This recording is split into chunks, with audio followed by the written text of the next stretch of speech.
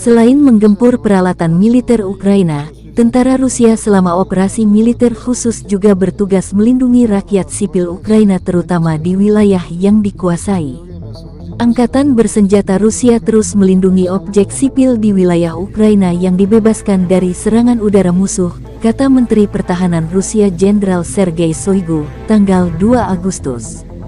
Jenderal Angkatan Darat ini juga menyatakan puluhan senjata Amerika Serikat dan Barat dihancurkan. Bulan lalu saja, 34 pesawat Ukraina ditembak jatuh, 39 rudal Tokawu dicegat, serta 226 peluru beberapa peluncur roket, termasuk buatan asing. Puluhan ribu warga sipil diselamatkan oleh ini, kata Jenderal Shoigu. Sebanyak 33 howitzer M777 AS, 5 peluncur sistem rudal anti kapal Harpoon, serta 6 peluncur dan lebih dari 200 roket dari beberapa peluncur roket HIMARS dihancurkan oleh serangan Rusia terhadap fasilitas militer angkatan bersenjata Ukraina selama 2 pekan.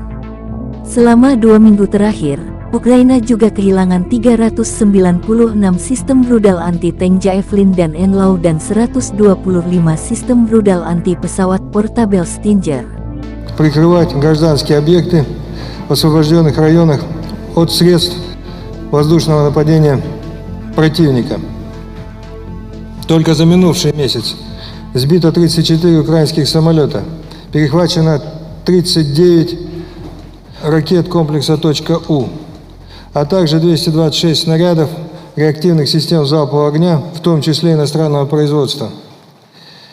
Этим спасены тысячи мирных жителей. Dari kubu Kyiv, Kementerian Pertahanan Ukraina merilis 140 prajurit Rusia tewas dalam sehari.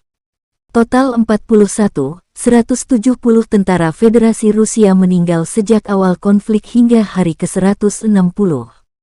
Panglima Angkatan Bersenjata Ukraina Jenderal Valery Zaluzhny mempublikasikan rekaman roket jarak menengah MLRS M270 dari Inggris diturunkan ke medan tempur menggempur militer Rusia. MLRS dari London ini melengkapi roket HIMARS dari Amerika Serikat. Menteri Pertahanan Ukraina juga mengkonfirmasi 4 HIMARS Amerika Serikat dan 2 MLRS M270 dari Jerman sudah tiba di Kyiv dan menuju medan tempur.